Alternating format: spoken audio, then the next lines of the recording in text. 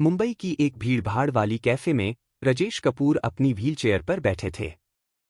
कभी भारत के सबसे शक्तिशाली उद्योगपति माने जाने वाले इस आदमी की आंखों में अब थकान और हार का भाव साफ झलक रहा था।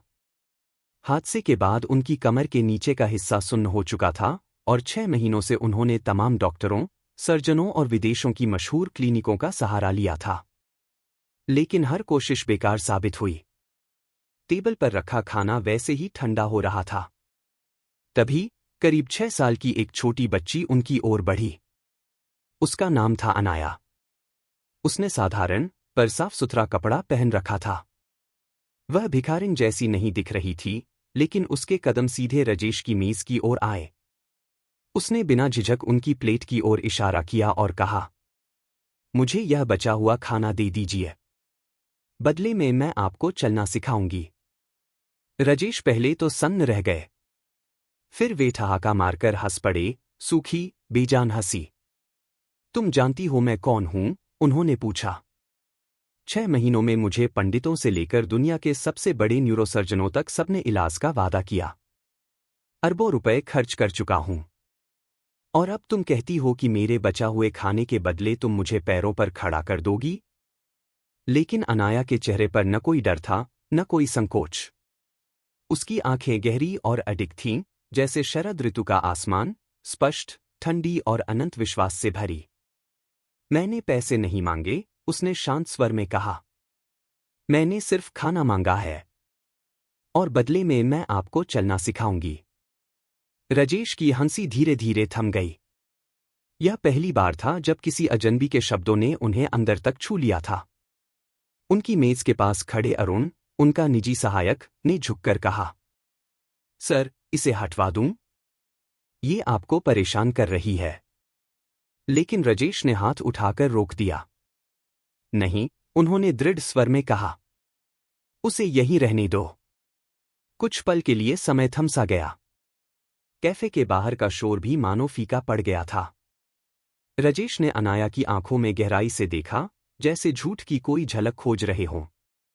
लेकिन वहां सिर्फ शांति थी, एक ऐसी गंभीरता जिसे उन्होंने महीनों से महसूस नहीं किया था। 2 मिनट बीते। और उन 2 मिनटों में राजेश ने अपने जीवन का शायद सबसे अजीब फैसला लिया। उन्होंने गहरी सांस ली और कहा, ठीक है, यह खाना तुम्हारा है। अब मुझे दिखाओ, तुम क्या कर सकती हो। अनाया ने सिर झुकाकर स्वीकार किया। वह धीरे से प्लेट उठाकर अपने छोटे थैले में खाना डालने लगी। राजेश चुपचाप उसे देख रहे थे, पहली बार बिना उपहास के, बिना दया के, जैसे किसी नए अध्याय का पहला पन्ना पलट रहा हो। उस क्षण में, किसी अनजानी वजह से, उन्हें लगा कि शायद जिंदगी अभी पूरी तरह खत्म नहीं हुई है। राजेश कपूर का जीवन कभी भारतीय सपनों की पराकाष्ठा माना जाता था। दिल्ली के एक मध्यम वर्गीय परिवार में जन्मा यह लड़का अपनी प्रतिभा और मेहनत के बल पर शून्य से शिखर तक पहुंचा था। आईआईटी बॉम्बे से इंजीनियरिंग की पढ़ाई के बाद उसने अपनी कंपनी कपूर टेक्नोलॉजीज की नींव रखी। देखते ही देखते यह कंपनी भारत की सबसे बड़ी टेक्नोलॉजी कंग्लोमरेट बन गई। समाचार पत्रों के पहले पन्ने पर अक्सर उनकी तस्वीर छपती थी। फॉर्च्यून इंडिया ने उन्हें सदी का युवा टाइकून कहा था। हर बड़ी कॉन्फ्रेंस में राजेश की मौजूदगी होती। निजी जेट, आलीशान बंगला और चारों ओर चकाचौंध, मानो वह अजेय हो। उनके कर्मचारी उन्हें विजनरी कहते और निवेशक उनकी हर बात पर आंख मूंदकर भरोसा करते। लेकिन तकदीर की किताब में अलग ही अध्याय लिखा था। 6 महीने पहले दुबई से लौटते समय उनका निजी जेट तकनीकी खराबी का शिकार हो गया। चमत्कारिक रूप से वह हादसे में जिंदा बच गए, लेकिन उनकी रीढ़ की हड्डी गंभीर रूप से क्षतिग्रस्त हो गई। डॉक्टरों ने साफ कह दिया, कमर से नीचे का हिस्सा अब कभी काम नहीं करेगा। उस पल ने उनकी पूरी दुनिया बदल दी। महीनों तक उन्होंने दुनिया के सबसे बड़े न्यूरोसर्जनों, रिहैबिलिटेशन एक्सपर्ट्स और वैकल्पिक उपचार करने वाले गुरुओं को बुलाया। स्विट्जरलैंड की क्लिनिकों से लेकर केरल की आयुर्वेदिक चिकित्साओं तक, उन्होंने सब कुछ आजमा लिया। अरबों रुपए खर्च हो गए, लेकिन परिणाम वही रहा, वह व्हीलचेयर से बंधे रहे। इस हादसे ने न सिर्फ उनके शरीर को तोड़ा, बल्कि उनके अहंकार और विश्वास को भी चकनाचूर कर दिया।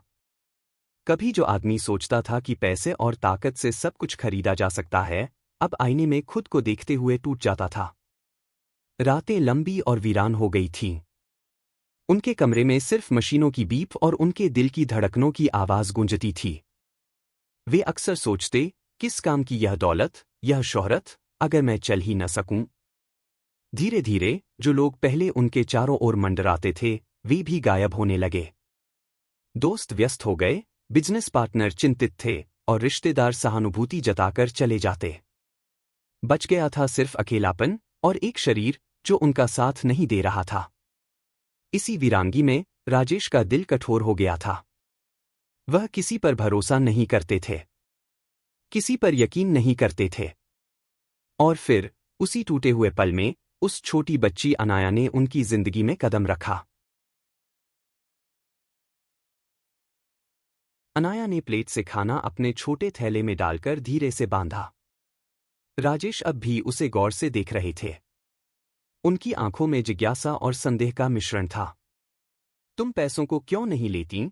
राजेश ने धीमे लेकिन कठोर स्वर में पूछा। हर कोई मुझसे पैसे चाहता है। मैंने डॉक्टरों को दिया, पंडितों को दिया, यहां तक कि जादू टोना करने वालों को भी, पर सब बेकार निकले। तुम्हें क्या चाहिए? अनाया ने बिना झिझक उत्तर दिया। मुझे पैसे नहीं चाहिए, मैं सिर्फ यह खाना चाहती हूं।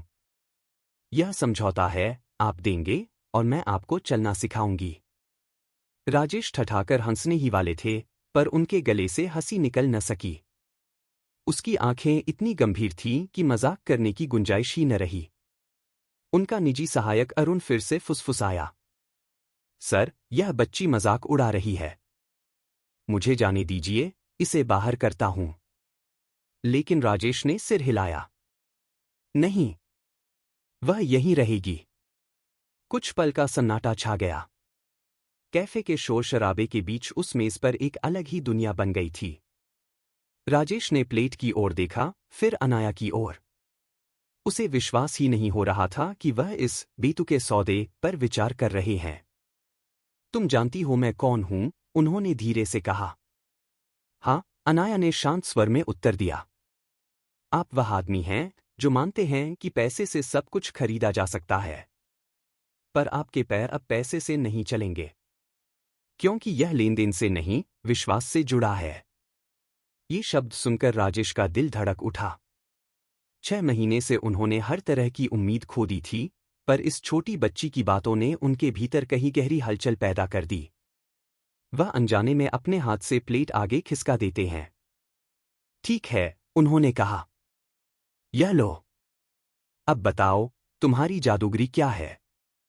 अनाया ने सिर हिलाया। जादू नहीं है, यह कानून है। आपने दिया, मैंने लिया। अब मैं आपको रास्ता दिखाऊंगी। राजेश उसे देखता रह गया। पहली बार उसने किसी बच्चे को इतनी दृढ़ता से बोलते सुना, मानो यह छोटी लड़की सिर्फ बच्ची नहीं, बल्कि एक रहस्य हो जो उनकी टूटी हुई जिंदगी की चाबी अपने पास रखती हो। अनाया ने थैला कसकर पकड़ा और राजेश की ओर सीधा देखा। आपने खाना दिया है, लेकिन एक शर्त बाकी है, उसने धीमी आवाज में कहा। राजेश ने भौहें चढ़ाई। और क्या शर्त? मैंने तो तुम्हें प्लेट सौंप दी। नहीं, अनाया ने गंभीर स्वर में कहा। आपको इसे अपने हाथों से सीधे मुझे देना होगा। न आपके नौकर, न आपके गार्ड, न आपका सहायक। यह लेन देन आपके और मेरे बीच होना चाहिए। तभी यह समझौता पूरा होगा। राजेश को हंसी आ गई। यह कैसी बच्चों वाली जिद है? मैं क्यों अपने हाथ से दूं? मैंने पहले ही तो मान लिया था। अनाया का चेहरा तनिक भी नहीं बदला। अगर आप सीधे मुझे नहीं देंगे, तो मैं नहीं लूंगी। और अगर मैं नहीं लूंगी, तो यह प्रक्रिया अधूरी रह जाएगी। और अधूरी शुरुआत कभी मंजिल तक नहीं पहुंचती। उसकी बातों में एक अजीब दृढ़ता थी। राजेश कुछ पल के लिए चुप रहे। व्हीलचेयर में बैठे उन्होंने प्लेट को उठाया और कांपते हाथों से धीरे धीरे अनाया की ओर बढ़ा दिया। अनाया ने दोनों हाथों से उसे ऐसे थामा, जैसे कोई पवित्र वस्तु स्वीकार कर रही हो। उस क्षण राजेश को अचानक लगा कि यह मामूली प्लेट नहीं, बल्कि उनकी टूटी हुई आत्मा का एक हिस्सा है जिसे वह किसी और को सौंप रहे हैं। अरुण इस दृश्य को देख हक्का बक्का रह गया। सर, आप इस बच्ची की बातों में सचमुच विश्वास कर रहे हैं? उसने हिचकते हुए पूछा।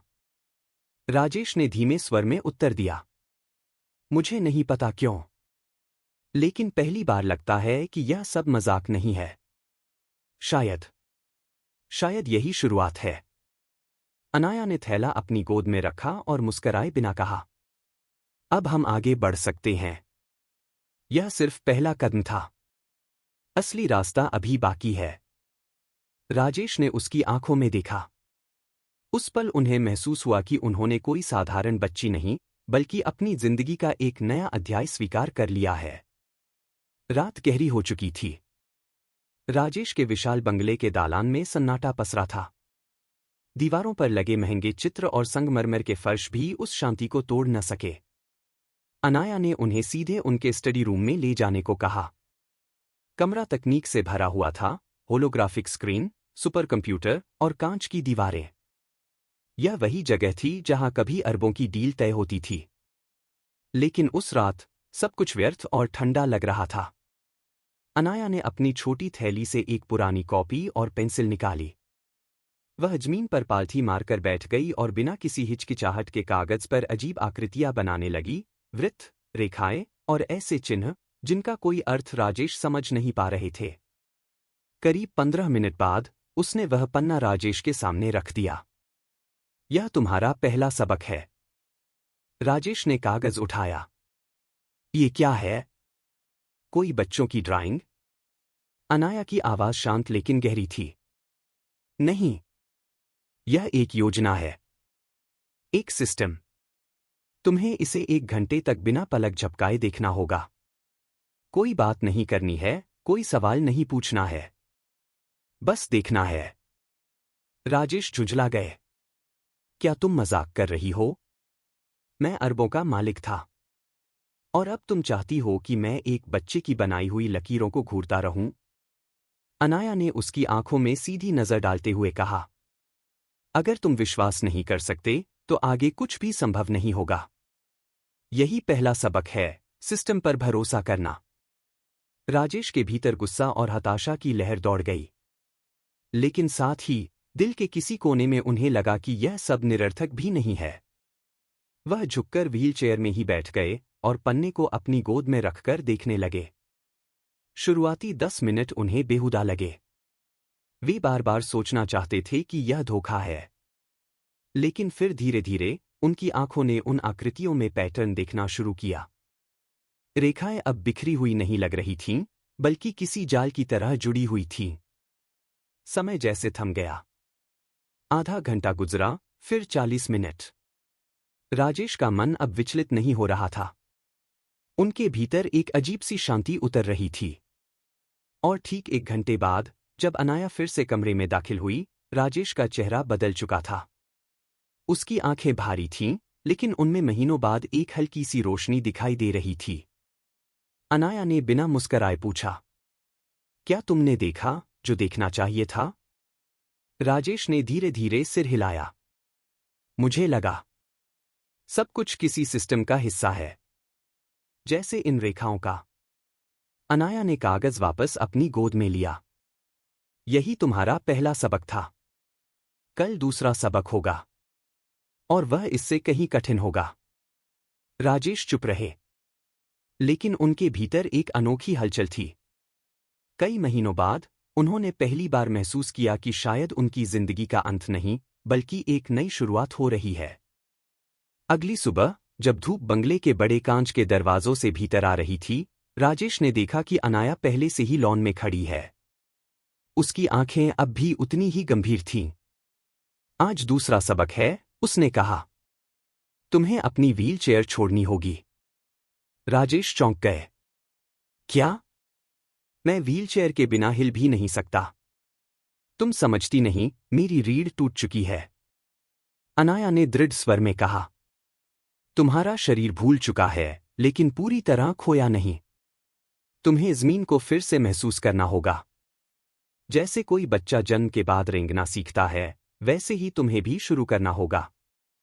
राजेश के भीतर गुस्से और डर की लहर दौड़ गई। यह पागलपन है।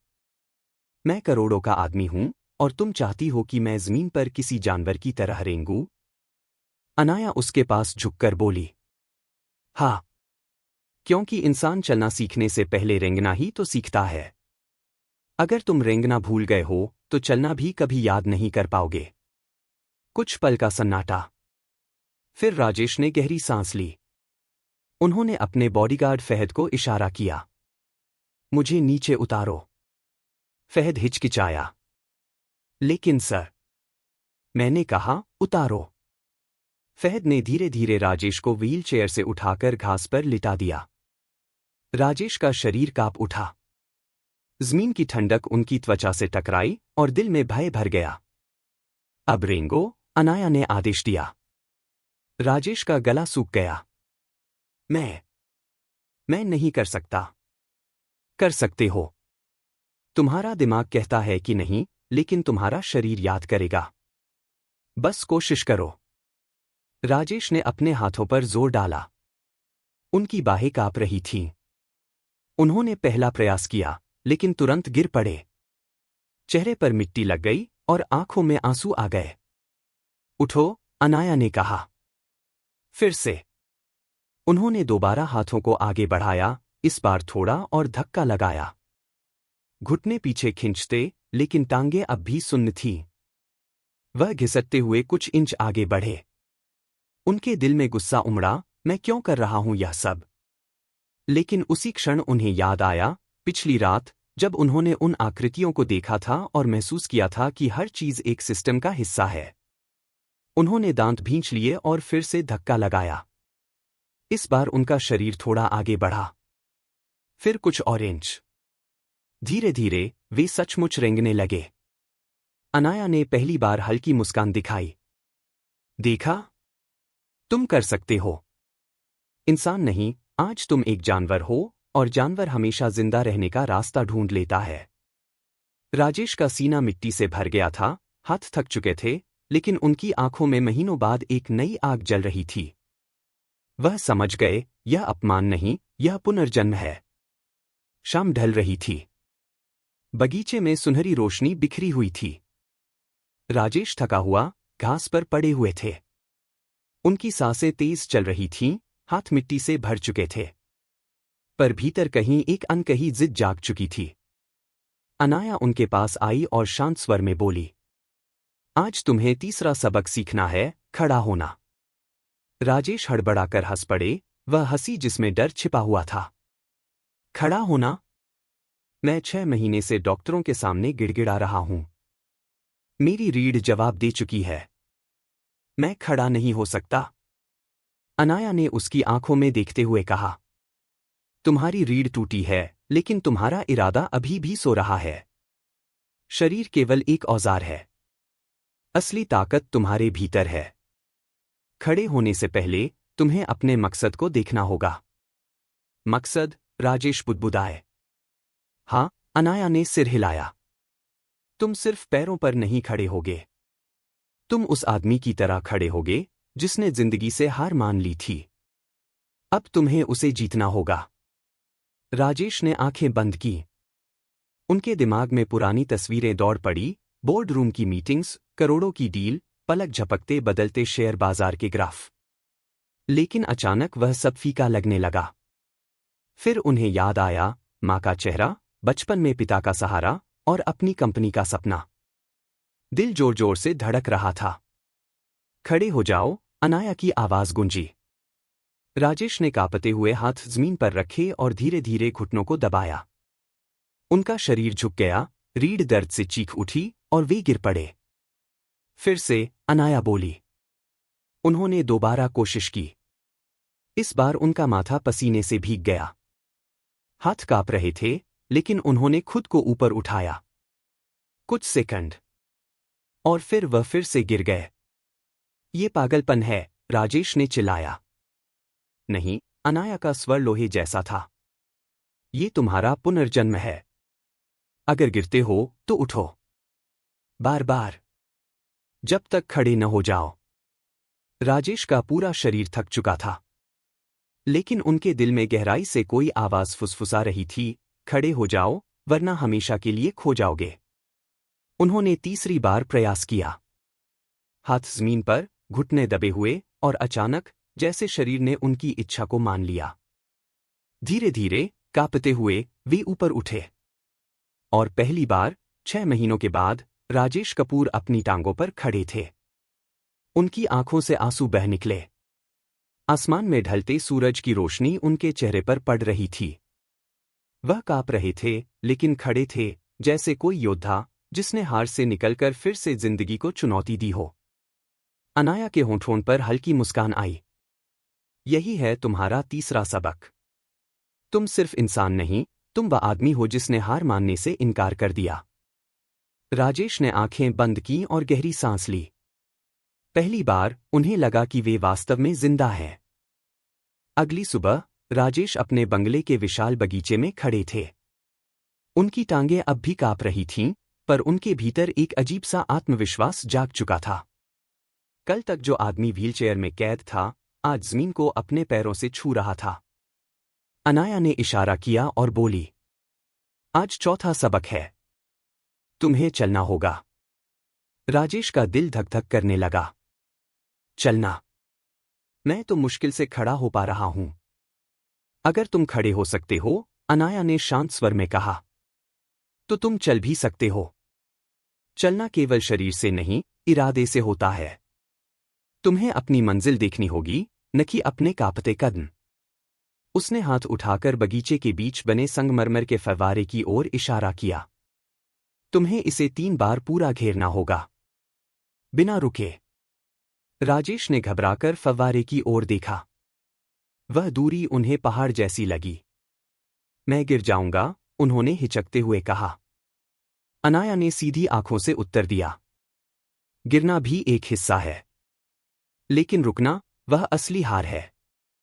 राजेश ने गहरी सांस ली। उन्होंने अपने कांपते पांव आगे बढ़ाए। पहला कदम, भारी, बोझिल, जैसे धरती उन्हें रोक रही हो। उन्होंने दूसरा कदम रखा, हवा उनके सीने में ठहर गई। तीसरा कदम, और वह लगभग गिर पड़े, लेकिन हाथ हिलाकर खुद को संभाल लिया। अनाया कुछ नहीं बोली, बस दूर से देखती रही। उसकी आंखों में न दया थी, न चिंता, सिर्फ विश्वास। धीरे धीरे, राजेश ने एक चक्र पूरा किया। उनकी सांसें तेज हो चुकी थीं, पसीना चेहरे से टपक रहा था। लेकिन वह रुके नहीं। उन्होंने दूसरा चक्र शुरू किया। अब उनका शरीर उनके आदेश मानने लगा था। टांगें कांप रही थीं, पर हर कदम पिछली बार से मजबूत था। आखिरकार, तीसरा चक्र भी पूरा हुआ। राजेश हांफते हुए फव्वारे के पास रुक गए। उनकी आंखों में आंसू थे, लेकिन उन आंसुओं में हार नहीं, जीत की चमक थी। अनाया धीरे धीरे पास आई और बोली, तुमने सिर्फ फव्वारे का चक्कर नहीं लगाया, तुमने अपने डर का चक्कर लगाया और उससे बाहर निकल आए। यही है तुम्हारा चौथा सबक। राजेश ने आकाश की ओर देखा।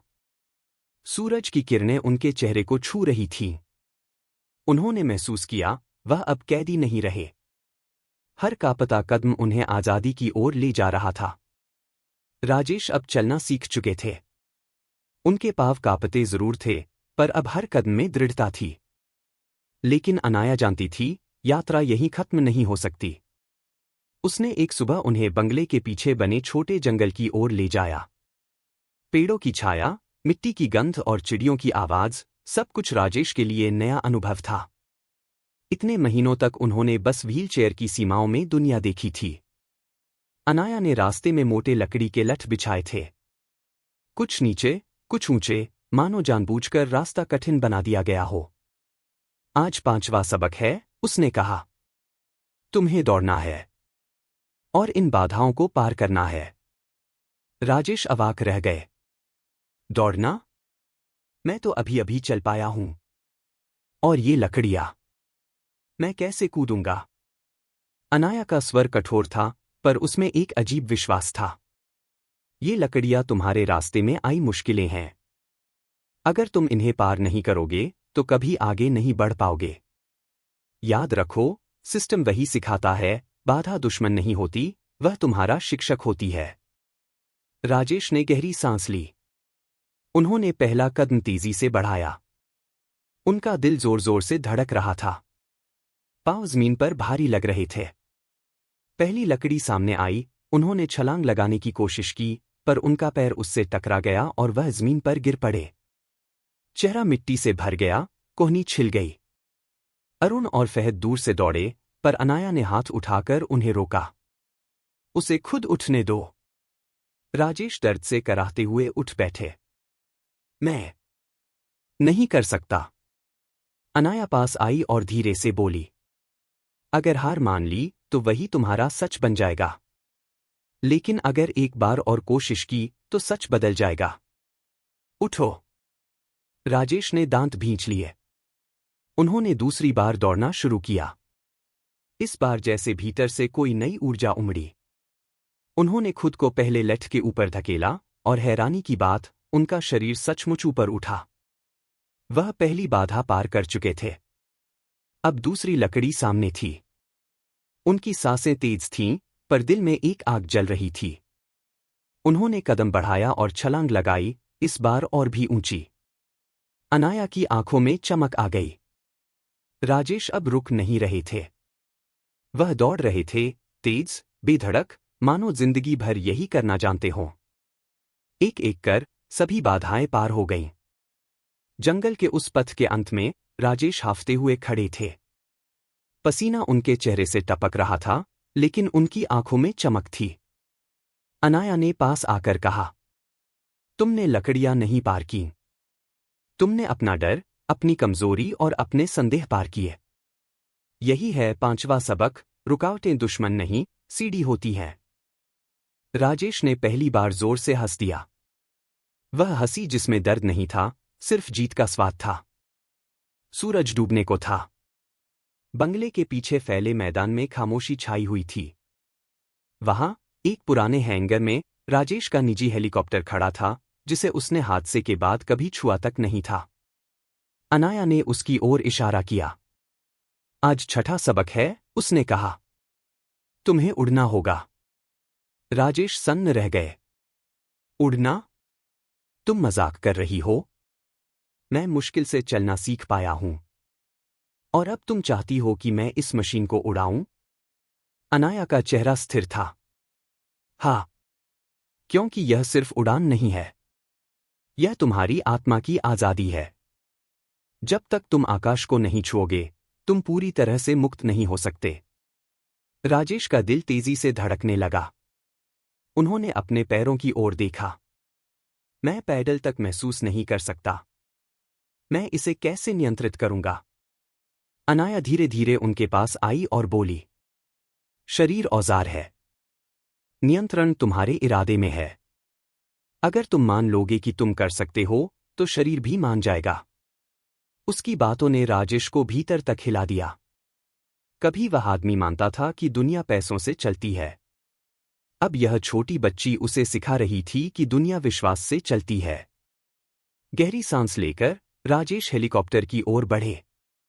फहद ने दरवाजा खोला और सावधानी से उन्हें अंदर बैठाया। कॉकपिट की चमकती लाइटें उनकी आंखों में डर और उम्मीद दोनों भर रही थीं। राजेश ने हाथ कंट्रोल पर रखा। उनकी उंगलियां कांप रही थीं। मैं नहीं कर सकता, उन्होंने बुदबुदाया। अनाया की आवाज गूंजी। तुम कर सकते हो। अपनी आंखें बंद करो और कल्पना करो। कल्पना करो कि तुम आसमान में हो। हवा तुम्हारे चेहरे से टकरा रही है। नीचे धरती छोटी हो रही है। तुम आजाद हो। राजेश ने आंखें बंद की। उन्होंने अपने दिमाग में खुद को उड़ते हुए देखा, बादलों के बीच, सूरज की रोशनी में नहाए हुए। अचानक उनके पैरों ने खुद ब खुद हलचल की। उन्होंने पैडल दबाया। हेलीकॉप्टर का इंजन गड़गड़ाया। ब्लेड घूमने लगे। धीरे धीरे भारी मशीन जमीन से ऊपर उठी। अरुण और फहद हैरान रह गए। जिस आदमी को वे 6 महीने तक व्हीलचेयर में देख चुके थे, वह अब हवा में उड़ रहा था। राजेश की आंखें खुली। खिड़की से नीचे बगीचा, फव्वारा और बंगला छोटे लगने लगे। उनके चेहरे पर आंसू बह निकले, लेकिन यह आंसू हार के नहीं, विजय के थे। कुछ मिनट बाद उन्होंने हेलीकॉप्टर वापस जमीन पर उतारा। दरवाजा खुला। वह बाहर निकले, अब भी कांपते हुए लेकिन मुस्कराते हुए। अनाया ने उसकी ओर देखा और कहा, तुमने सिर्फ मशीन नहीं उड़ाई, तुमने खुद को उड़ाया। यही है तुम्हारा छठा सबक। राजेश ने आसमान की ओर देखा। उनके भीतर लगा, आज से उनकी जिंदगी कभी पहले जैसी नहीं रहेगी। हेलीकॉप्टर जमीन पर आ चुका था। राजेश अब भी कांप रहे थे, लेकिन उनके चेहरे पर एक चमक थी, एक ऐसी चमक जो किसी विजेता की होती है। अनाया उनकी ओर धीरे धीरे बढ़ी। उसकी चाल शांत थी, आंखें उतनी ही गहरी और स्थिर। तुमने छठा सबक पूरा कर लिया है, उसने कहा। अब मेरे पास तुम्हें देने के लिए कुछ नहीं बचा। राजेश चौंक गए। क्या मतलब? अभी तो शुरुआत हुई है। तुमने मुझे खड़ा किया, चलाया, दौड़ाया और अब उड़ाया। लेकिन क्यों? किस लिए? और आगे क्या होगा? अनाया ने उसकी आंखों में सीधी नजर डालकर उत्तर दिया। मैं सिर्फ रास्ता दिखाती हूं, दरवाजा खोलती हूं। लेकिन उसके पार तुम्हें खुद जाना होगा। तुम्हारी असली यात्रा अब शुरू होती है, मेरे साथ नहीं, तुम्हारे भीतर। राजेश का दिल धक धक करने लगा। नहीं, तुम मुझे छोड़कर नहीं जा सकती। मैंने 6 महीने निराशा में बिताए हैं, और अब जब मुझे उम्मीद मिली है, तुम मुझे अकेला कर दोगी? अनाया ने हल्की सांस ली। मैं कहीं नहीं जा रही, राजेश। मैं तुम्हारे भीतर रहूंगी, तुम्हारे हर कदम, हर फैसले में। लेकिन अब तुम्हें खुद तय करना है कि इस ताकत का क्या करना है। खुद के लिए या दूसरों के लिए। कुछ पल का सन्नाटा छा गया। हवा में पत्तों की सरसराहट थी। दूर कहीं कुत्ते भौंक रहे थे। लेकिन उस क्षण राजेश को ऐसा लगा मानो पूरी दुनिया थम गई हो। उन्होंने हाथ बढ़ाकर अनाया का कंधा पकड़ना चाहा, लेकिन वह पीछे हट गई। मत रोकना मुझे। मैं वहीं जाती हूं जहां कोई अपना रास्ता खो चुका हो। और तुमने अपना रास्ता पा लिया है। उसकी आंखों में कोई विदाई की उदासी नहीं थी, सिर्फ शांत विश्वास। राजेश चुपचाप खड़े रहे। उनके होंठ कांपे, लेकिन शब्द नहीं निकले। अनाया धीरे धीरे गेट की ओर बढ़ी। उसके छोटे छोटे कदम जमीन पर पड़ते, मानो किसी पवित्र अनुष्ठान का हिस्सा हो। राजेश ने देखा, वह गेट से बाहर निकली और रात की धुंध में ओझल हो गई। उस क्षण राजेश को लगा जैसे किसी ने उनकी आत्मा का एक टुकड़ा छीन लिया हो। लेकिन उसी खालीपन के भीतर उन्हें एक नई आग महसूस हुई, आग यह जानने की कि अब उन्हें अपने जीवन का असली मकसद खोजना होगा। 2 साल बीत चुके थे। मुंबई की वही सड़कें, वही भीड़, वही चकाचौंध, लेकिन राजेश कपूर अब पहले वाले राजेश नहीं थे। वह अरबों के मालिक उद्योगपति नहीं, बल्कि साधारण कपड़े पहनने वाला, समाज सेवा में लगा हुआ इंसान बन चुका था। उन्होंने अपनी कंपनी का बड़ा हिस्सा बेच दिया था। जो पैसा कभी निजी जेट, शानदार पार्टियों और महंगे सौदों में जाता था, वह अब अस्पतालों, स्कूलों और राहत शिविरों में लग रहा था। राजेश के नाम से पूरे भारत में कपूर फाउंडेशन जाना जाने लगा, जहां गरीबों का इलाज मुफ्त होता, अनाथ बच्चों को शिक्षा दी जाती और अपंग लोगों के लिए पुनर्वास केंद्र बनाए गए। लेकिन इस सब के बीच उनके दिल में एक खालीपन अब भी था। हर रात वह आसमान की ओर देखते और सोचते, अनाया कहाँ होगी। 2 साल से उन्होंने उसे ढूंढा, लेकिन कोई सुराग नहीं मिला। एक दिन जब वह अपने नए पशु संरक्षण केंद्र का दौरा कर रहे थे, उन्होंने देखा, एक कोने में एक बूढ़ा, अंधा कुत्ता लेटा हुआ था। उसके चारों ओर लोग खड़े थे, पर कोई उसकी मदद करने की हिम्मत नहीं कर पा रहा था। और तभी एक छोटी सी आकृति उस भीड़ के बीच से निकली। वही मासूम चाल, वही स्थिर आंखें। अनाया। वह घुटनों के बल बैठी, धीरे धीरे उस कुत्ते के सिर पर हाथ फेरने लगी। कुत्ता कांप रहा था, लेकिन जैसे ही अनाया ने उसे छुआ, उसकी सांसें शांत होने लगीं। राजेश की आंखें फैल गईं। 2 साल की खोज, बेचैनी और इंतजार, और आज वह उसके सामने खड़ी थी। उनकी आवाज कांप गई। अनाया। मैं तुम्हें ढूंढ रहा था 2 साल से। अनाया ने उसकी ओर देखा। उसके होठों पर हल्की सी मुस्कान आई। मैं कभी कहीं नहीं गई थी, राजेश। मैं वही हूं जहां जरूरत होती है। राजेश की आंखों में आंसू भर आए। उन्होंने महसूस किया 2 साल की उनकी मेहनत, उनके सारे बदलाव, शायद उसी के दिए हुए सबकों का परिणाम था। और अब उसे फिर से देखकर उन्हें लगा यह सफर अभी अधूरा है। राजेश ने कांपते कदमों से आगे बढ़कर अनाया को पुकारा। अनाया, तुम जानती हो, मैं तुम्हें पिछले 2 साल से ढूंढ रहा था। हर मंदिर, हर आश्रम, हर गली, लेकिन कहीं तुम नहीं मिली। आज अचानक यहां। तुम कहां चली जाती हो? अनाया शांत थी। वह अब भी बूढ़े कुत्ते के सिर पर हाथ फेर रही थी। उसकी आंखों में वही पुरानी गहराई थी, जैसे समय ने उसे छुआ ही न हो। कुछ क्षण बाद उसने राजेश की ओर देखा और धीमे स्वर में कहा, तुम गलत जगह ढूंढ रहे थे। तुम बाहर तलाशते रहे, जबकि मैं हमेशा तुम्हारे भीतर थी। राजेश स्तब्ध रह गए। भीतर?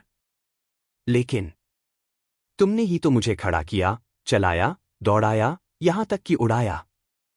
अगर तुम नहीं होती तो मैं आज भी व्हीलचेयर में होता। अनाया ने सिर हिलाया। नहीं, राजेश। मैंने कुछ नहीं किया। मैंने सिर्फ तुम्हें विश्वास दिलाया। तुम्हारे पैर तुम्हारे अपने थे, तुम्हारी ताकत तुम्हारी थी। मैं तो बस एक याद दिलाने वाली थी कि इंसान अपनी सोच से कहीं ज्यादा सक्षम होता है। राजेश की आंखों में आंसू आ गए। तो फिर क्या यह सब एक खेल था? क्या तुम सचमुच इंसान हो या कोई दैवीय शक्ति? अनाया मुस्कराई, लेकिन जवाब नहीं दिया। उसकी खामोशी ही सबसे गहरा उत्तर थी। फिर वह धीरे से बोली, याद रखो, इलाज शरीर का नहीं, आत्मा का था। जब आत्मा मजबूत होती है तो शरीर उसका अनुसरण करता है। इसे ही मनोदैहिक शक्ति कहते हैं, मन और शरीर का संबंध। तुमने खुद को ठीक किया है, राजेश, मैं नहीं। राजेश ने सिर झुका लिया। वह समझ गए, जो उन्हें चमत्कार लगता था, वह दरअसल उनकी अपनी आस्था थी। उस क्षण उनके भीतर गर्व और कृतज्ञता दोनों उमड़ पड़े। वह घुटनों के बल बैठ गए और फुसफुसाए, धन्यवाद, अनाया। अगर तुम न होती तो मैं कभी खुद पर विश्वास करना नहीं सीख पाता। अनाया ने बस इतना कहा, धन्यवाद मुझे मत दो। धन्यवाद खुद को दो।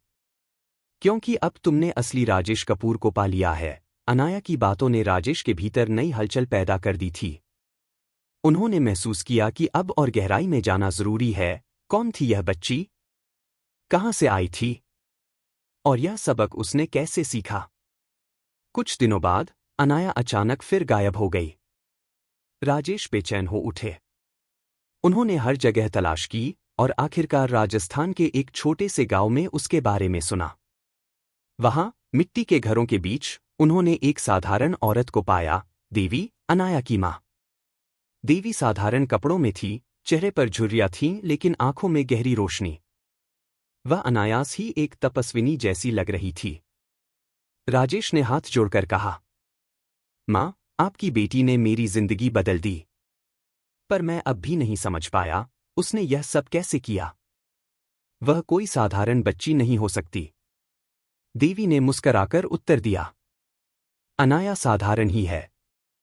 फर्क सिर्फ यह है कि वह मन और शरीर के रहस्य को समझती है। जिसे लोग चमत्कार समझते हैं, वह दरअसल मनोदैहिक शक्ति है। राजेश चुप रहे। उनके चेहरे पर उलझन थी। देवी ने आगे कहा, मनुष्य का शरीर मन का दास है। अगर मन मान ले कि वह हार चुका है, तो शरीर भी हार जाएगा। लेकिन अगर मन विश्वास कर ले कि वह जीत सकता है, तो शरीर असंभव को भी संभव कर देगा। उन्होंने एक पुरानी डायरी राजेश को थमाई। उसमें नोट्स, आरेख और अभ्यास लिखे थे, ध्यान, श्वास प्रश्वास और आत्मविश्वास को जगाने की तकनीकें। यही है असली इलाज, देवी ने कहा। दवाइयां सिर्फ सहायक हैं। असली उपचार विश्वास से होता है। अनाया ने वही विश्वास तुम्हारे भीतर जगाया। पर अब यह जिम्मेदारी तुम्हारी है कि इस ज्ञान को सिर्फ अपने लिए मत रखो। राजेश की आंखों से आंसू बह निकले। उन्होंने डायरी को सीने से लगाया। मां, आपने मुझे दूसरी बार जन्म दिया है। मैं वादा करता हूं, इस शक्ति को मैं दूसरों तक पहुंचाऊंगा। देवी ने शांत स्वर में कहा। यही है तुम्हारी अगली परीक्षा। अपनी ताकत को दुनिया के लिए उपयोग करना। उस पल राजेश को लगा मानो उन्हें अपना सच्चा गुरु मिल गया हो। देवी से मुलाकात के बाद राजेश की आत्मा पूरी तरह बदल चुकी थी। अब वह समझ चुके थे कि उनकी यात्रा केवल व्यक्तिगत जीत तक सीमित नहीं है। यह शक्ति, यह ज्ञान, उन्हें समाज को लौटाना होगा। मुंबई लौटकर उन्होंने अपने मित्रों और कुछ पुराने व्यापारिक साथियों को बुलाया। लेकिन इस बार एजेंडा किसी अरबों की डील का नहीं था, बल्कि एक नया सपना था। राजेश ने कहा, मैं एक मानव क्षमता केंद्र, ह्यूमन पोटेंशियल सेंटर, बनाना चाहता हूं। यहां उन लोगों को लाया जाएगा जिन्होंने जिंदगी से हार मान ली है, अपंग, बीमार या निराश। हम उन्हें सिर्फ दवा नहीं देंगे, बल्कि वह विश्वास देंगे जो मेरे भीतर जगाया गया था। कमरे में सन्नाटा छा गया। कई लोग हैरान थे। किसी ने फुसफुसाकर कहा, कपूर साहब, क्या आप अपना सारा पैसा समाज सेवा में लगा देंगे? यह लाभकारी नहीं होगा। राजेश ने मुस्कराकर उत्तर दिया, मैंने लाभ पहले ही कमा लिया है। अब वक्त है अर्थ को लाभ से ऊपर रखने का। मैंने जाना है, सबसे बड़ी दौलत है आशा देना। देवी भी उनके साथ खड़ी थी। उन्होंने नियम तय किए। कोई भी यहां मुफ्त में आ सकता है।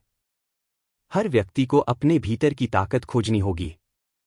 और सबसे अहम, हर नया सदस्य कुछ देकर ही यहां से निकलेगा। चाहे वह ज्ञान हो, सेवा हो या दूसरों की मदद करने का संकल्प। जल्द ही मुंबई के बाहरी इलाके में एक पुराने कारखाने को बदलकर केंद्र की नींव रखी गई। भवन साधारण था, लेकिन उसमें एक नई ऊर्जा थी। दीवारों पर बड़े अक्षरों में लिखा गया, तुम टूटे नहीं हो, तुम अधूरे नहीं हो, तुम में वह शक्ति है जो तुम्हें नया बना सकती है।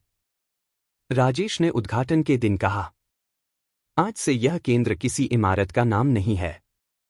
यह हर उस दिल की धड़कन है जो कहता है, मैं अभी हार नहीं मानूंगा। लोग तालियों से गूंज उठे। और उसी क्षण राजेश कपूर का नया जीवन उद्देश्य शुरू हुआ। मानव क्षमता केंद्र की स्थापना के कुछ ही हफ्तों बाद वहां 5 लोग दाखिल हुए। वे राजेश के पहले शिष्य थे, हर एक के चेहरे पर निराशा और हताशा की गहरी लकीरें। पहला था अरुणेश, एक पूर्व सैनिक जिसने सीमा पर बम धमाके में अपना एक पैर खो दिया था। वह बैसाखियों पर चलता था, लेकिन उसके भीतर का सबसे बड़ा घाव उसके दिल में था, अब मैं किस काम का? यह सवाल उसकी आत्मा को रोज चीर देता था। दूसरी थी सुजाता, 20 वर्ष की एक युवती। बचपन से ही रीढ़ की हड्डी कमजोर थी। वह कभी दौड़ नहीं पाई, कभी खेल नहीं पाई। उसके माता पिता कहते थे, तेरी जिंदगी दूसरों पर बोझ है। उसकी आंखों में हमेशा आंसू रहते थे। तीसरा था फारूक, एक बुजुर्ग शख्स। उसे कैंसर था और डॉक्टरों ने कह दिया था कि उसके पास सिर्फ 6 महीने बचे हैं। वह केंद्र में आया क्योंकि वह आखिरी सांस तक उम्मीद थामे रखना चाहता था। चौथा था करण, एक युवक जो सड़क हादसे में अपनी आवाज खो चुका था। वह बोल नहीं सकता था, लेकिन उसकी आंखें चीखती थीं, गुस्से और पीड़ा से भरी। पांचवी थी माया, एक विधवा जिसने अपने पति और बेटे दोनों को खो दिया था। वह शारीरिक रूप से स्वस्थ थी, लेकिन उसकी आत्मा टूट चुकी थी। वह बार बार कहती, जीने का कोई कारण ही नहीं बचा। राजेश ने उन्हें अपने सामने बिठाया। उस दिन उनका चेहरा कठोर था, जैसे गुरु अपने नए शिष्यों का इम्तिहान ले रहा हो। तुम सब सोचते हो कि यहां दया बांटी जाएगी, उन्होंने आवाज ऊंची की। नहीं, यहां कोई सहारा नहीं मिलेगा। यहां सिर्फ एक चीज मिलेगी, खुद को उठाने की ताकत। पांचों चौंक गए। सुजाता रो पड़ी। लेकिन हम इतने टूटा हुआ हैं। हम कैसे करेंगे? राजेश आगे झुके और गहरी आवाज में बोले, मैं भी टूटा था। मैं भी जमीन पर घिसटता था। अगर मैं खड़ा हो सकता हूं, तो तुम सब भी खड़े हो सकते हो। सवाल यह नहीं कि शरीर कर सकता है या नहीं, सवाल यह है कि तुम मानते हो या नहीं। कमरे में खामोशी छा गई। किसी ने कुछ नहीं कहा, लेकिन हर चेहरे पर हलचल थी। देवी कोने से देख रही थी। उन्होंने धीमे स्वर में कहा, यह सिर्फ शुरुआत है। इन 5 जिंदगियों के साथ तुम अपनी सबसे कठिन परीक्षा देने जा रहे हो, राजेश। राजेश ने सिर झुकाया। हाँ मां, और मैं जानता हूं, अगर मैं इन्हें हार से जिता दूं, तो यही मेरी असली जीत होगी। दिन बीतते गए और मानव क्षमता केंद्र में नई ऊर्जा फैलने लगी। शुरुआत कठिन थी। अरुणेश बार बार गिरता, सुजाता रो पड़ती, करण अपने गुस्से में चुप्पी तोड़ नहीं पाता। लेकिन धीरे धीरे राजेश के शब्द और अभ्यास उनके भीतर कुछ बदलने लगे। एक सुबह पूरा केंद्र तालियों से गूंज उठा, क्योंकि सुजाता, जिसने कभी कदम आगे नहीं बढ़ाया था, बैसाखी के सहारे 2 पूरे चक्कर मैदान के लगा पाई। उसकी आंखों से आंसू बह रहे थे और वह कह रही थी, आज मुझे लग रहा है कि मैं बोझ नहीं हूं, मैं जी सकती हूं। अरुणेश, जो अपने टूटे पैर को अपनी हार मान चुका था, अब बैसाखी छोड़कर कृत्रिम पैर पर छोटे छोटे कदम उठाने लगा। वह हर कदम पर कहता, मैं फिर से सैनिक हूं, अपने लिए, दूसरों के लिए। करण की आंखों का गुस्सा धीरे धीरे शांत हुआ। उसने अपनी भावनाओं को लिखना शुरू किया। और जब उसने पहली बार अपनी डायरी सबको सुनाई, तो उसकी खामोशी शब्दों में बदल गई। फारूक, जिसे डॉक्टरों ने 6 महीने का वक्त दिया था, अभी भी जीवित था। वह हंसकर कहता, शायद मेरी बीमारी मुझे मार देगी, लेकिन उससे पहले मैं उसे हरा दूंगा, हर सांस के साथ। माया ने बच्चों को पढ़ाना शुरू किया। उसकी मुस्कान लौट आई। अब वह कहती थी, मैंने खोया बहुत है, लेकिन मैंने पाया भी है, अपनी नई वजह। धीरे धीरे यह खबर बाहर फैल गई। पत्रकार आने लगे, कैमरे लगने लगे, अखबारों में सुर्खियां छपने लगीं। राजेश कपूर का चमत्कारिक केंद्र, जहां लोग निराशा से उठते हैं। लेकिन राजेश ने सबको साफ कर दिया, यह चमत्कार नहीं है, यह विश्वास है। कोई यहां दान लेकर नहीं जाएगा। यहां से हर कोई सिर्फ एक चीज लेकर जाएगा, अपने भीतर की ताकत। उन्होंने पत्रकारों से भी कहा, अगर आप इसे सनसनी बनाना चाहते हैं, तो जाइए, क्योंकि यह जगह तमाशा नहीं, जीवन की प्रयोगशाला है। और सचमुच, केंद्र धीरे धीरे एक आंदोलन बन गया। देश के कोने कोने से लोग वहां आने लगे, टूटे हुए, हार चुके, लेकिन दिल में कहीं न कहीं उम्मीद की चिंगारी लिए। अनाया भले ही सामने न थी, लेकिन राजेश को महसूस होता था, यह सब उसी की दी हुई राह का विस्तार है। 10 साल बीत चुके थे। मुंबई की दुनिया बदल चुकी थी, नई इमारतें, नई कंपनियां, नए चेहरे। लेकिन इन सबके बीच एक नाम सबकी जुबान पर था, राजेश कपूर। अब वह अरबपति उद्योगपति नहीं थे, बल्कि आशा के प्रतीक बन चुके थे। मानव क्षमता केंद्र अब पूरे भारत में फैल चुका था, दिल्ली, बेंगलुरु, जयपुर, यहां तक कि छोटे छोटे कस्बों तक। हजारों लोग वहां आकर अपने टूटे हुए सपनों को जोड़ चुके थे। व्हीलचेयर पर बंधे लोग अब पैदल चलते थे, निराश आत्माएं फिर से मुस्कुराती थीं। राजेश अब सफेद बालों वाले, शांत चेहरे वाले वृद्ध हो चुके थे। वह हर सुबह केंद्र के बगीचे में बैठते, जहां कभी उन्होंने खुद अपने कांपते कदमों से पहला चक्कर लगाया था। लोग उन्हें गुरुजी कहकर पुकारते, लेकिन उनके भीतर अब भी वही विनम्रता थी। वह कहते, मैंने कुछ नहीं किया, मैंने सिर्फ तुम्हें तुम्हारी ताकत याद दिलाई। असली शक्ति हमेशा तुम्हारे भीतर थी। कभी कभी लोग पूछते, गुरुजी, वह बच्ची अनाया कहाँ है? क्या वह आज भी आपके साथ है? राजेश मुस्कराते और आसमान की ओर देखते।